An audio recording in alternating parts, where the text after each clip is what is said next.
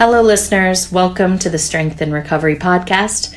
I'm your host, Jaye Rodenbush, the Director of Alumni Engagement with Recovery Centers of America. Today, we're at one of our beautiful facilities, and we are sitting down with Megan and Justin.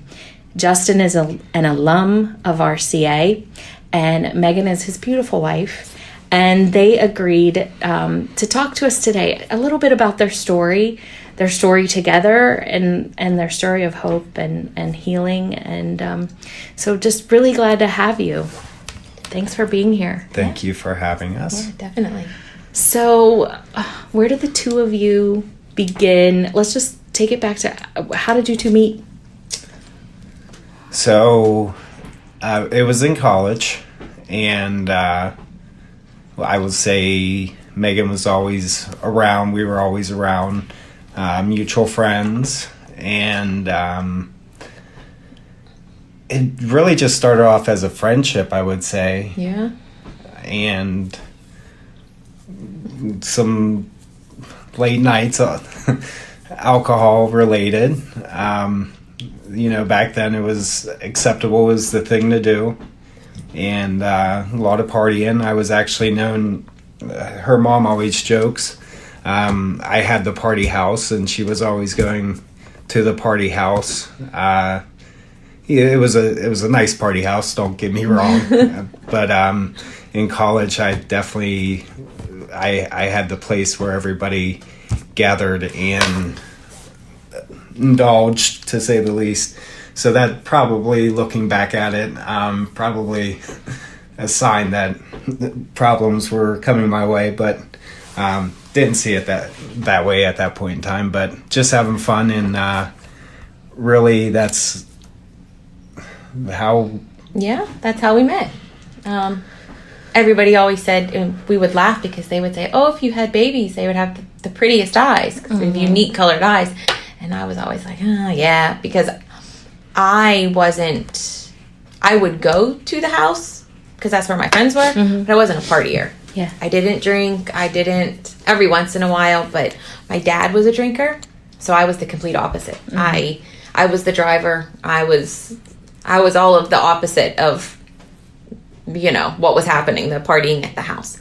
But he was just the sweetest person. He cried the first time we watched a movie. And I don't know, it was just easy. Yeah. It was, and that's, we've talked about that, like, everything was always easy for us.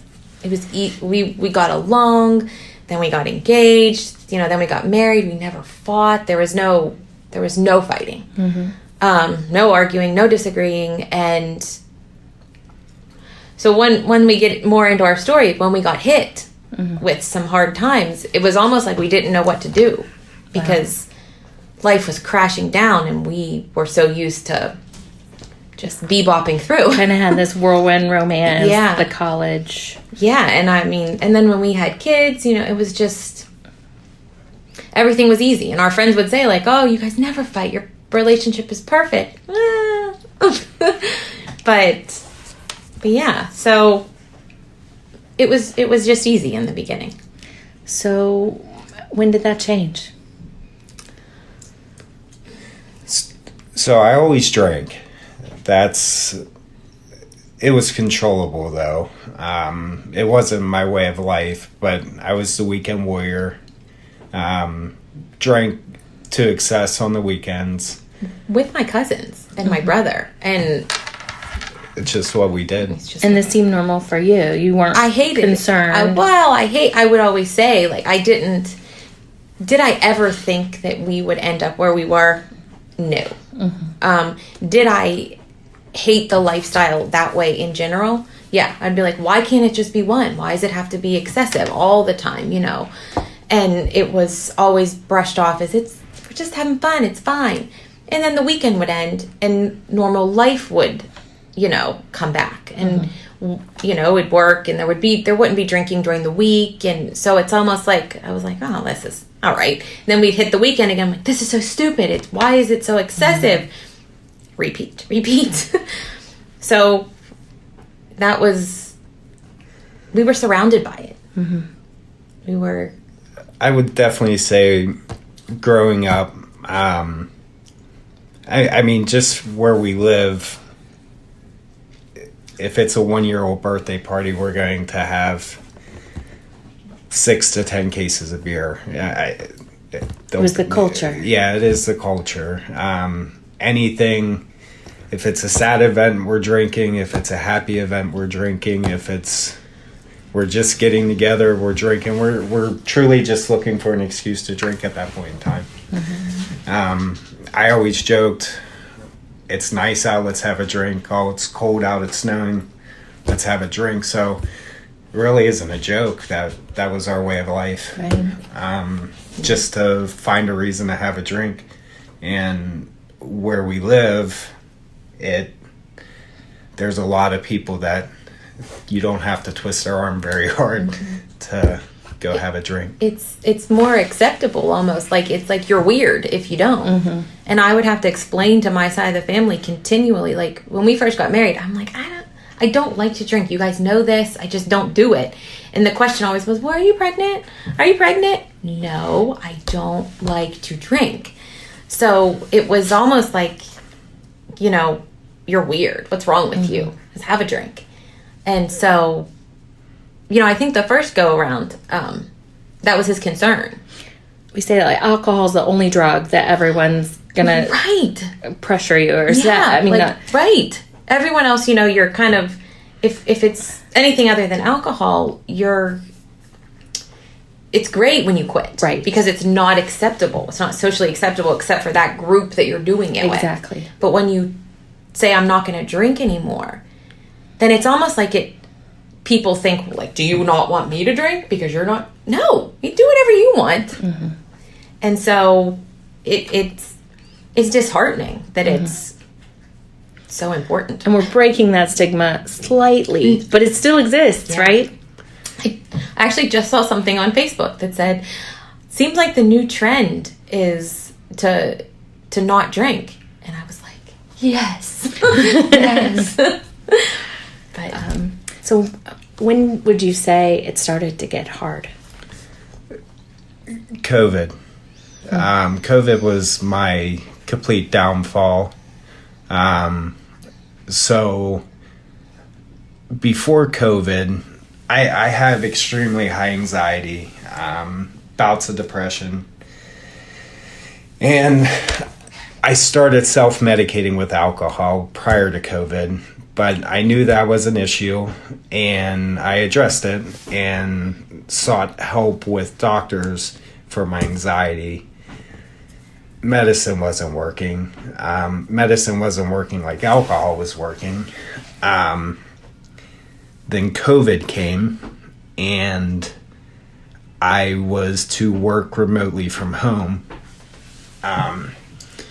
95% of my income comes from commissions, and really didn't know how I was going to make ends meet working from home. Megan is a stay-at-home mom, and we have 2 kids. And my anxiety went through the roof. I had to hide it from Megan. Didn't want her to think she had to go back to work. Wanted to, on the surface, make sure everybody kind of felt like things as normal, everything's status quo. And but on the inside, I was a mess. Started realizing that the medicine definitely wasn't helping during COVID, and a few beers in the morning would start my day off a lot better than whatever the doctor was putting me on.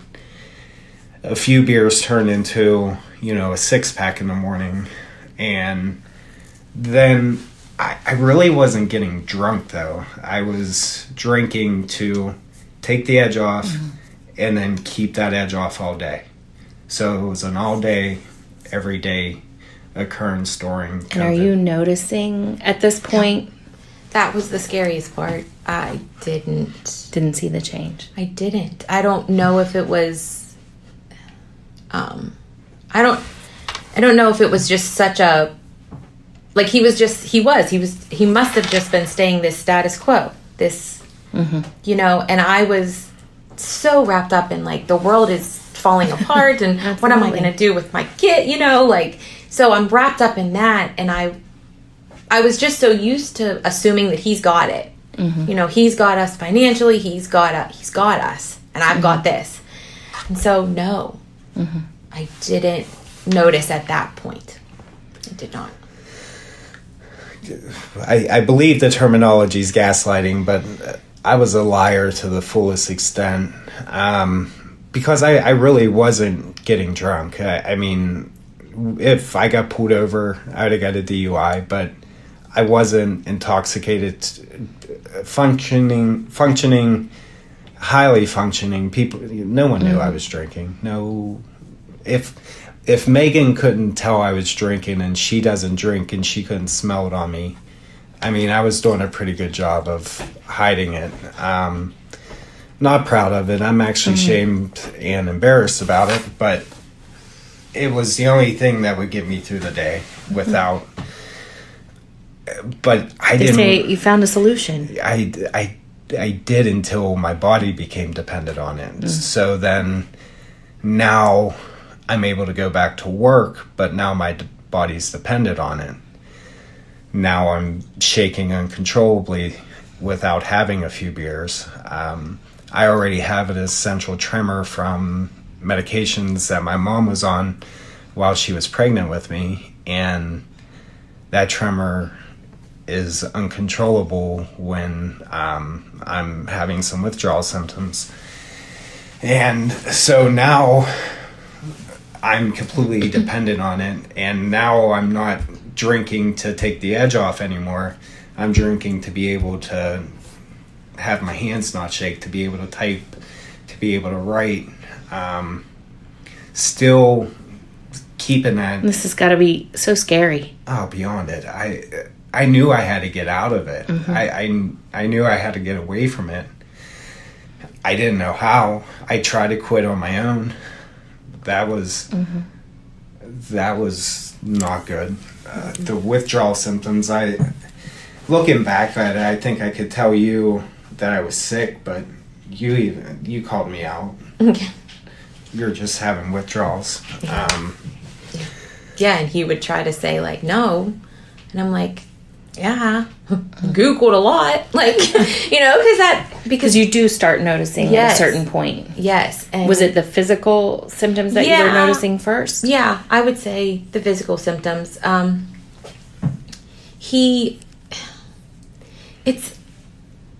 think the changes in his relationships with the kids or with they were such a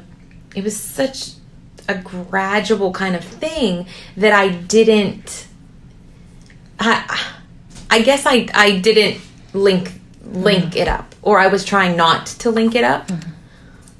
But then, of course, it got to the point where, and as our story goes on, like I got so angry and so mad that I was just like, forget it. Like, me and the kids are here. You or whatever you want to join, come on. But. So did you go into treatment at that point? No. I went into treatment, would that have been December of 21? December of 21. So I came home from work and Megan said she found this place, which is really bizarre, but it popped up it was the first thing that popped up, and I said, I knew in the back of my mind I needed help. I knew in the front of my mind I needed help. But, again, I do put off the tough guy posture, exterior, and I also probably knew I wasn't going to quit. At this point in time, I'll detox. If I get out of my system, if I get all these symptoms, if I get these shakes to go away, back to quote unquote normal. Yeah, I'll be able to have a drink here or there, or, just be able to function. I'll be able to get through the day. I did it before. I could do it again. I got out of that rehab. It was in California, which was weird. I won't get into that part, but Flew out to California. It was, again, like, I remember after taking him to the airport, I'm like, I can't believe this is happening. Like, when did this happen? What happened? How are we here? But I thought that was going to be the answer. Mm-hmm. That was naive me, and I believed, that was going to be it. And you're thinking, I get through this, I can just get back to life. Yeah, I just wanted the symptoms to go away. Here I am, like, so far away. And I remember the next day, I was up all night, and then my mom came up. And I sat in her lap like an infant, like she said, in the fetal position, and just sobbed. Because I had no idea. They had him asleep at this point. I had no idea what. Didn't know what you guys were up against. No. And, all of that, again, in my mind thinking, like, if we get through this, there's no way he's ever going to want to even breathe near it, right? So you get home.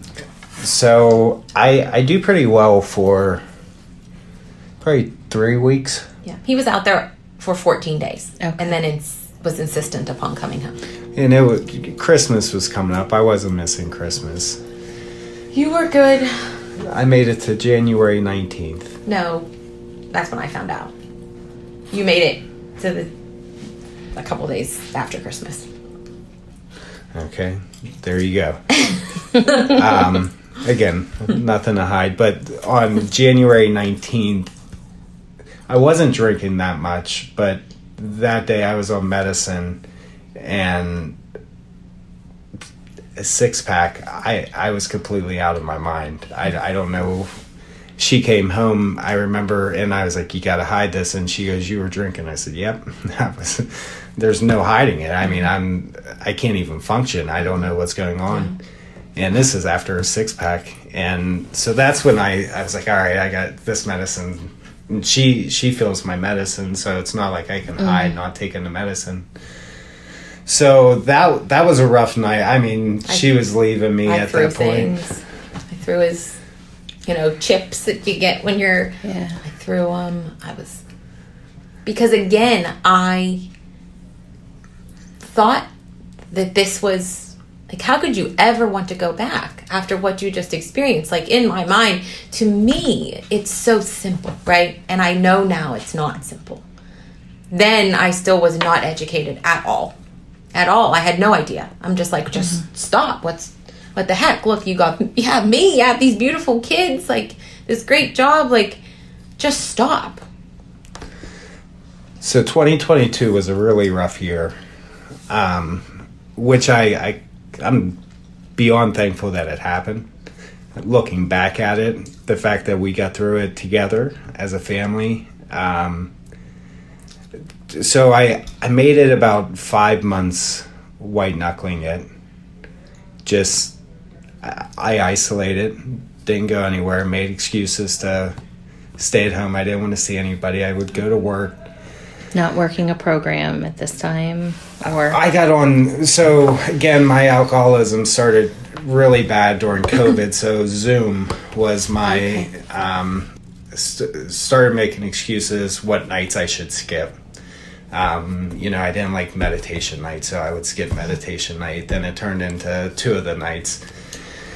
And I was very, again, fast forward to knowing more, being more educated, I was very much monitoring his recovery. Mm-hmm. I was still doing all of my same behaviors. I was looking and watching and checking all of the places that it used to be hidden. And it's exhausting. It's exhausting. And I would sign him into the meetings. And are you on the meeting? Are you this and that? And I was consumed in it. Talk to somebody right now who's in that process. They're doing that. You need to... I have learned... You can't consume yourself in the addiction or in monitoring the recovery, because they have to want it. They have to want it, one. And two, it makes you crazy. And it takes you away from everything else that is important to you. And the best thing that I ever did was step back, work my own program, learn about addiction, and first and foremost, I wholeheartedly give it to God. Mm-hmm. I do, every single day. And it is what I was doing for those 5 months. I was sick. It consumed my life as much as the thought of family disease. It is right? a family disease. It is as much as alcohol consumed his life. Mm-hmm. Alcohol was consuming my life, even in sobriety, if not more. Because when he was drinking, I knew it, and I could be mad, and I could be, "You're drunk, get away from me." But whenever he's sober, I'm still that. I was still that person. I still was on guard. I still was treating him like he was drinking. And I was, like I said, I get up early every morning and exercise. And the basement was a place where a lot of things were hidden. And that's what I would do. I would work out a little bit and then I would check. I would check all the places. And I was just as sick. I was just as sick. And if someone out there is doing those things, talk to other people that are going through it. And the best thing that ever taught me anything was when he was in this facility and they did groups on Wednesday nights, and we got to be in rooms with the families of the people that were here. And we talked about everything we were going through and everything that we were doing and what it was called and what you shouldn't do and what it looked like and everything. And it changed my life. Wow. It changed my life. And every chance I get, I tell people to go to that meeting, to talk to people that know, because when you're in it, you think you're the only one. Mm-hmm. I promise you're not. No. And the things you're doing, other people are doing. And it's kind of demystifies it, right? Yeah. And I would leave those meetings and I was like, oh my gosh, like it's not just me. Mm-hmm. And I mean, if this place, and we'll get to it, but this place saved his life and our marriage, and I will be forever grateful to everything that RCA has to offer. Justin, talk to me a little bit about, you said 2022 was just kind of spiraling down. All right, so here comes God pushing me. So God, I think he's been after me for a while. God is great, and I think he's been chasing me, and every time that God-like void in my life would open up, and when I needed to turn back to him, I was filling it with alcohol. And 2022, I was on my way to work. My wife called me, and Megan, she said, your platelets are at 30. And I said, that's good, right? She goes, no, the doctor wants to see you right now. So I go to the doctor immediately, drop what I'm doing, and the next week I'm seeing hematology oncology with my platelet issue. I had a bone marrow biopsy done, and essentially they were checking to make sure that I didn't have cancer. And so that's going on. Our daughter, she's in children's. She's in the hospital, and I'm trying to finish up a quarter. Somebody was texting and driving. I was in a car accident. They drove into me. Work's already rocky. Being accused of drinking at this point, and I'm not drinking. And so work's just was one thing after another. And then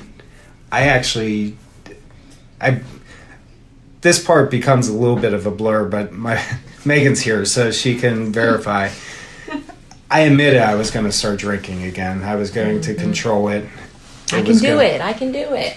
Because nothing else was working. Yeah. I didn't realize I needed to turn to God. Nothing else is working, so I start drinking, and I was doing good. I was only having a few here or there. And it got to the point that, well, the one evening I drank about a case that, the few, then I was like, you know what, it's been a rough week, I'm taking vacation. Next week, it was a Friday, I drank probably 24 Trulies, but I was hiding it from Megan. So it doesn't, especially for somebody to drink, it doesn't sound like a lot, but when you chug it, if you have 5-10 minutes and you chug 3 or 4 of them, it affects you a lot quicker. And that's what I was doing. She knew about the couple, but she didn't know about the 10 I chugged. And so that evening we go to bed, and I'm using the bathroom. It's about 2 o'clock in the morning, and I get up off the toilet and stumble my daughter's footstool to wash her hands in front of me, trip over that, fall into a wall that's about 5 inches thick, and hit my eye, and I broke my nose. I thought I broke my orbital, but I didn't. And because of what we now know as an autoimmune disease, it's ITP, they were concerned I had bleeding on my brain, so I was life-flighted that night. And so life-flighted at the hospital 6 times. You blew a 0.4. 0.4. It was either a 0.4 or a 0.5. Whatever it wasn't here. It was a 0.45. I remember that. And I shouldn't remember that, but I do. 0.45, I mean... That's scary. Well, that's what they were saying. My cousin went down with me. He rode down with me because he didn't want me to have to go alone. And that's what they were saying to me. Like, he should be dead. Yeah. He should not be alive. He should not be. And I was, at this point, I was so mad. I think, and now I had just said to him, like, I think God told me, like, put some sort of, like, calming effect or numbness over me at that point, because I was numb to what was going on. I was there, and I was numb to it. And he was very nonchalant about it. I'm fine. Probably on the inside. Are you feeling nonchalant? Yeah. Yeah. But and I was like, well, this is it, like, you're done. Mom, you're done. And he's like, I'm still going to have a couple. And I was like, what? And so I couldn't, it was pointless at that point at 0.45 to attempt to have a conversation. But the scary thing was he was having a conversation. Wow. And so it was at that point, if not before, that I realized, like, I said to one of the doctors, I'm like, what in the heck? Like, how is this happening? And they said he was just keeping he constantly had alcohol in his system. And then he would chug however many, and it would shoot it up. And that's what I would see. And so... That was a Friday. Can't see, so I'm not allowed to drive out of my left eye. And that Wednesday, now I can see, and now I'm allowed to drive. I'm on vacation, and I've been going through withdrawal symptoms the entire weekend. Very sick. Couldn't stop throwing up. Barely could walk. Didn't have any function in my legs. Megan and her mom kept saying that from the trauma of my face, but it was from withdrawals. We're lying to ourselves. We're still in that, well, maybe, even though knowing there's this huge problem, but wanting to wholeheartedly believe, maybe it is from the trauma of the face. But I can honestly say that's the first time I think we've talked about it, and you know what I mean? You have said that's exactly what it was. I know he knows, and he knows I know. Mm-hmm. But it's hard. Yeah. Go ahead. I will. And so that Wednesday, I'm allowed to drive, so I find a reason to go to Walmart. I don't know why. What it was, dog food, who knows. But the purpose was to get a case of beer. And I knew I was going to be alone for a while, so I drank as much of it as I could. Really didn't realize that I was caught at this point, but I ended up passing out and waking up to Megan taking the kids. And I remember all this. Megan taking the kids, saying one of my best friends is on his way. He's going to talk to you, so basically setting up a mini intervention for me. And she said, I'm taking the kids, I'm going to my mom's. And everything was happening so fast, and I was just coming to, and I'm still drunk at this point, that I was like, okay, all right, I know I messed up. I'll see you here in a little bit. And so I have a really close-knit group of friends that have a lot to do with saving my life, and Megan reached out to them, and the one... he just started getting on the phone and calling around looking for a bed. I didn't know any of this was going on. Actually, I just found out that probably a couple months ago that he was the one that actually found the bed. Yeah, because the places I called, the one place I called, they were like, well, you're going to have to wait till tomorrow. I'm like, no. We can't. We got it now. And so when I called his buddy and I told him that, he's like, hold on. And...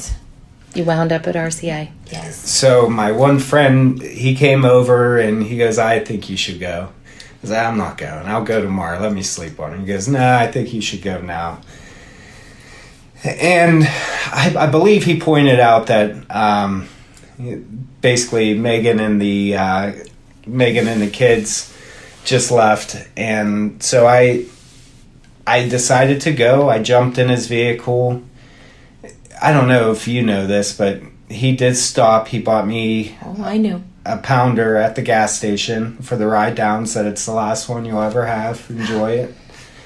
And I did. I got here, and it does get a little eerie.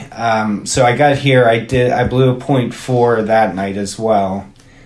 And I remember getting here, and I told him, I said, I'm not staying. I said, I'll just get a hotel across the street.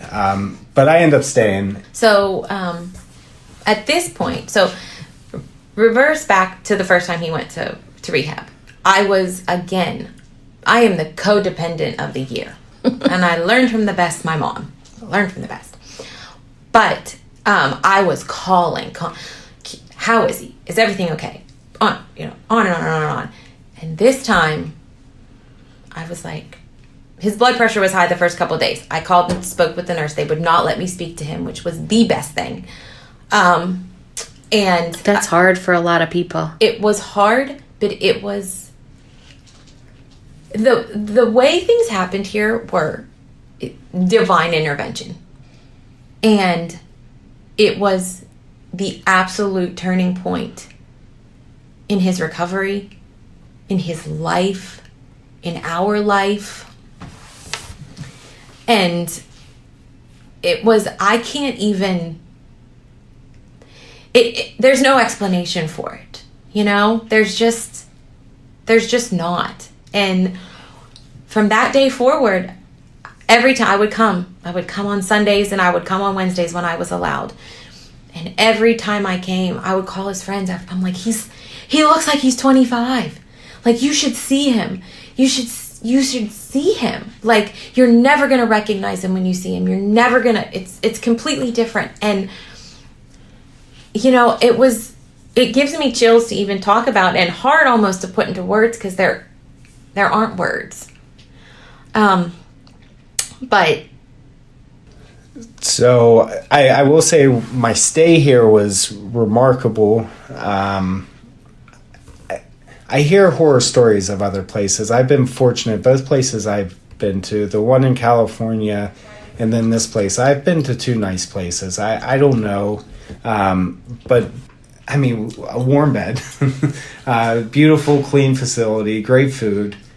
The food here is really, really good. I just have to the say, desserts are really good. like all our facilities, the food is good. So all that really blew my mind, and just the willingness to help. Yeah. So my community leader, when I first got here, I don't want to be here. I'm telling everyone I'm leaving.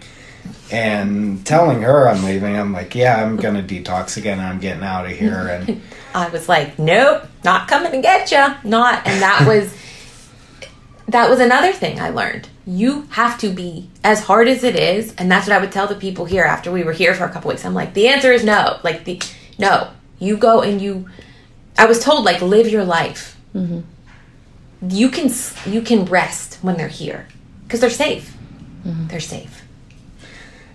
So my buddy, he took me under his wing, but his insurance ran out and he had to leave a little early. And now I'm the community leader. Uh-oh. So they named me the community leader. Who wants to go home? Right. And now you're stuck here. It's time to suck it up and start helping people. But yeah, no, I finally admitted that, you know, I'm going to stay for 30 days, not a day longer. I'm going to give it 30 days. And I was like, don't even try one more. I'm 30 days and I'm out. And you know what? I probably another 10, 20 days probably would have even made life even easier. But in my mind, I had to get back to work. I had to get back to life as usual. And I didn't realize it because I had no struggles in here. I was like, I got this disease beat. This is nothing to me. It's going to be easy. I wouldn't let our kids come visit me here. I was embarrassed. I was ashamed of myself. But the day they came and picked me up on September 11th, I remember still feeling as though I'm invincible. I got this beat. And soon as I walked out the doors, I was very adamant that I was driving home. And soon as I walked out the doors, I had the worst craving in the world. Because the road that we took home, that's about a 4 to 6 pack drive for me. And it brought back memories. I'm going to drive. I usually have 4, 5, 6 beers on this ride home. And it hit me. I was so mad the entire way home. I didn't talk. I didn't know why. I'm like, what? Yeah. Aren't we happy? Like, and in my mind, I just went through this 30 days of... And you're like, oh no. On top of the world, and I got this too. Here's the real world. This is reality. No one's going to tell you no if you want to. So I went home, I prayed about it, and I got past that craving. And... You know, I took the next week off of work, and that following Monday, I went back to work. So here we go again. Work's rocky. Our daughter's back in the hospital.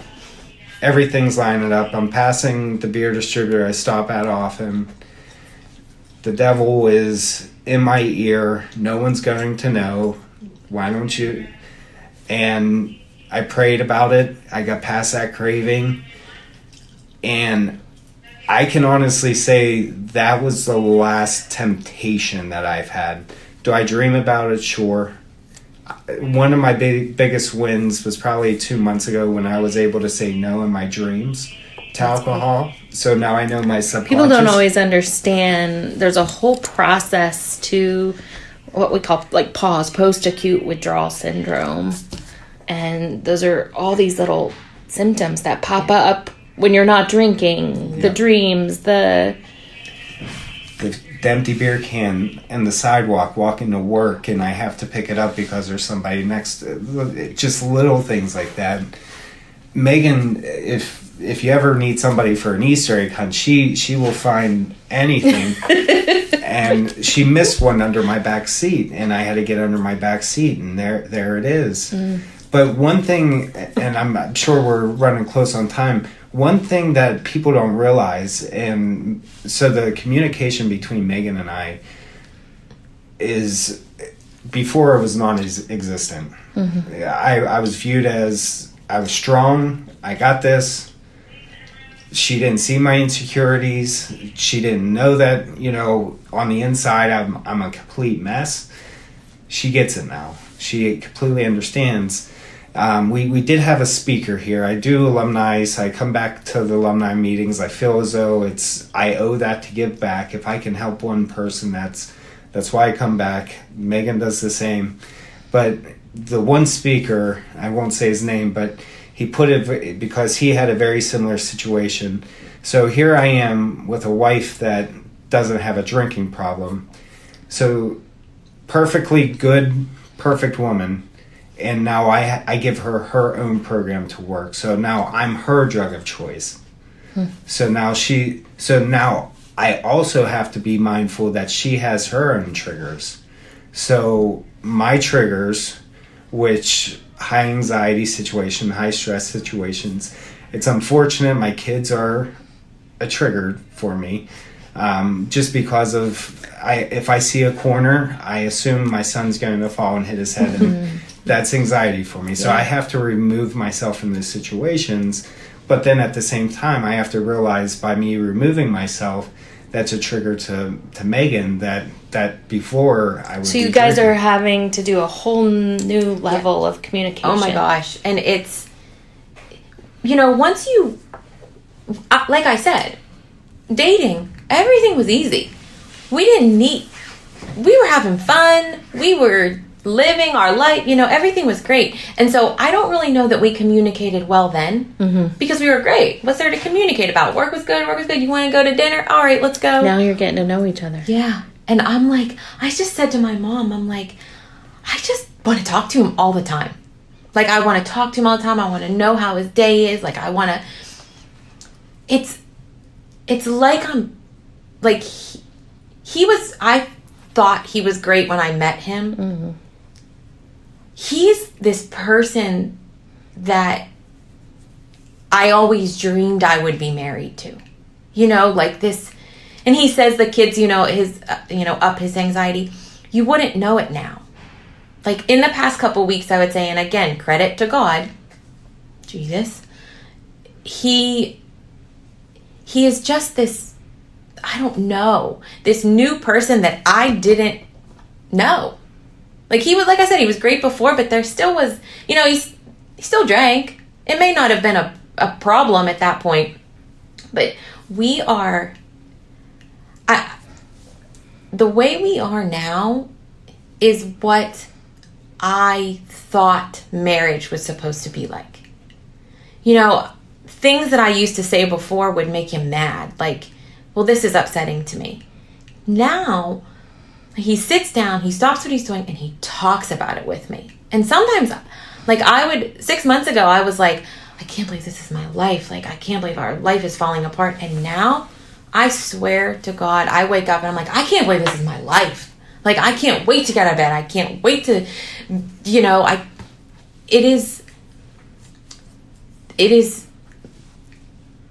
our life is completely changed.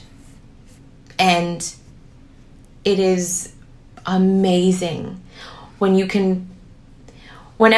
the codependent person is able to remove themselves from believing that you did this to me and I'm mad at you and you have to fix this, and put yourself in the situation of, we're going to do this together. If you're willing to work and fight, I'm going to work. On his thing. Yes. You're not fighting it. Right. His addiction together. He's working and he's fighting that. And I am working and fighting my own insecurities and my own triggers. And together you can work on the marriage. Yeah. And that is what it comes down to. And that's a marriage in recovery. Yeah. At so many levels, right? Yeah. Yeah. And it's so it's like I said, it's hard to put into words because it's something you never think you're going to go through. But I have said this multiple times over the past couple of weeks, like, I thank God that we went through this, because had we not, would we be here? Would we be, would we be in... Coasting through life still. Yeah, right. I mean... Bippity boppity. Right, be bopping through life. But like the difference is, it is God. And one another. And we do. And we know we are learning how to communicate. And it is, people, write advice when you get married, like communicate. Oh, okay. No, really. Like, and be honest. Be honest. We just went through something with our daughter, and I was able to say to him, like, this is a trigger for me. Because you relapsed the last time something like this happened, and this is a trigger for me. And he, with his whole heart, said he was sorry. And he promises that's not going to happen. And you can focus on you can focus on her, because I'm okay and I've got you. And what's that feel like? It's well, there's two feelings to it. First, it's like, wow, how can you or this person who would lay down their life for anybody, but you made somebody that you love feel that way, feel that she can't take all of her energy and focus on our daughter who is fighting an underlying ailment, and she has to take even an ounce of her energy and focus it on you because you have a drinking problem. And that shouldn't even be in the room. And the fact that she breathed those words, it cuts, and I need that. It's the painful reminder that you do have a problem. You can't have alcohol. It's sad. You're an adult. That I know I put her in that position. And it's my responsibility to right that ship, right that wrong. I'm trying. I don't expect it to be done overnight, but I sincerely am sorry. I sincerely, I made the amends. I went through the 12 steps the first time. I made the amends. I was that guy just running around screaming sorry from the mountaintops. I'm not that guy this time.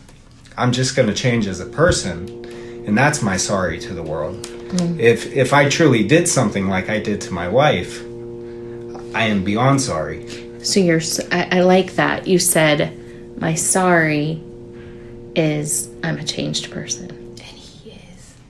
Oh, God, is he? If people want to... Did I say that right? Yeah. If people... If they experience me now, I am happy to help. I am happy to do whatever.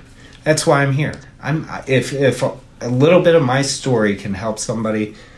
That's what it's all about. We have to, and that's the final step, is serving. Mm-hmm. So at the end of the day, I'm not going to run around just saying sorry. Alcoholics and drug addicts, we're the biggest liars. We could tell anybody. Show them by your action. Mm-hmm. That's how you really show somebody that you're sorry. The word only goes so far. We're going over that with our kids now. Sorries are starting to lose their impact. Sorries. I don't know how old they are, but I remember those days. They're losing impact, and they lost their impact with me. So you know what? I'm not going around saying sorries. If I did hurt somebody, which I didn't, because I drank in the basement. I drank. You isolated. Yeah, I wasn't out there beating people up or stealing or whatever. I wasn't doing any of that. I was self-medicating, isolating from the world, and just getting drunk. The people I was hurting was my wife, my kids, and my immediate circle. But I've learned so much in 2022. I really have this level of acceptance, and I pray that anybody going through any addiction, if they can feel that level of acceptance, step one, the powerlessness. We are powerless over our addiction. We We cannot control it. As soon as I don't care if it's alcohol or drugs, an ounce of that enters we become powerless. So step one, I equated to it is what it is. We can't really dwell over, the negatives and have those be triggers for us to go back to drinking. It's, how do we move forward? Well, how do we address the situation, step back, make a sensible decision about the situation, not a rash decision that's going to lead us to go back to our past addictions or our past actions. And this level of acceptance that I was talking to Megan about it last night. I want her to eventually feel this level of acceptance. It's a new feeling that I've never had. And she truly is the only person emotionally that could affect me. There's other things out there, greater powers, my higher power, who I refer to as God. He can do what he will do, but she's the only person that I can really say can affect me emotionally. Outside of that, I've been through enough that it is what it is. We all often end with favorite recovery quote, and I think you just kind of did that. It is what it is. I hope everyone can feel that sense of acceptance. Yeah. We're up against an epidemic, the pandemic, the disease of addiction. I think there's COVID itself. That's just scratching the surface. There's so many more issues coming out of COVID that don't be afraid to get help. If I can get help, and I don't want this to be the infomercial part or anything, if I can get help, and if people would know me personally, and if I can go get help and admit that I need it, anybody can do it. It is a pride thing, but you can't do this alone. And I will say, from the counselors to the nurses to the people working in the cafeteria, everyone just wants to help. And it truly is the only downfall is I don't get to see those people anymore. They become family to me. Yeah. And, I pass along through different alumni, tell so-and-so hi, tell so-and-so hi. And that's what our events do. We try to invite people to come back to our facilities, and I know we're getting ready to gear up for some events here for family and alumni to come back to visit with staff and just to get that interaction, because a lot of this is owed to them. There's a few of them that really impacted my life that they'll never understand what they've done for me, and it truly isn't. I can't thank them enough. Yeah. And as a family member, I can't. I would drive down here on the days I would come down, and I would just thank God. I'm like, oh, thank you for these people. Thank you for this facility, because, and they were just as concerned when I walked in this door and you went into the meeting. They were just as concerned. How are you doing? Mm-hmm. What are you feeling? How can we help you? And it leads more into how you said it's a family disease, and it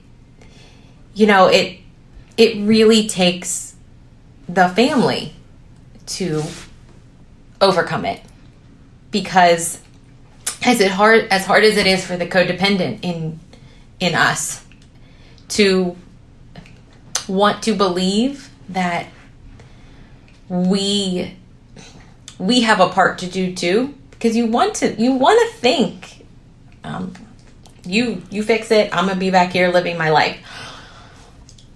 It's if you as the family member do your part too, work on yourself and become strong in yourself while loving them, I can't tell you what your life will be like. I am living what I dreamed. And this place saved our life. It saved us. And now my kids will know the strongest person that they'll ever know, because, you know, he got better and he is amazing, and it is credit to here and God. And like I said, I can't even put it into words. Megan, Justin, thank you so much for telling your story, for coming back to volunteer, to just being a part of the Alumni Association. We're so grateful to have you, and just for your sharing today. Thank you so much. Listeners, thank you for joining us today at Strength and Recovery Podcast. If you or someone you know needs help, please call 1-833-RCA-ALUM. We're standing by.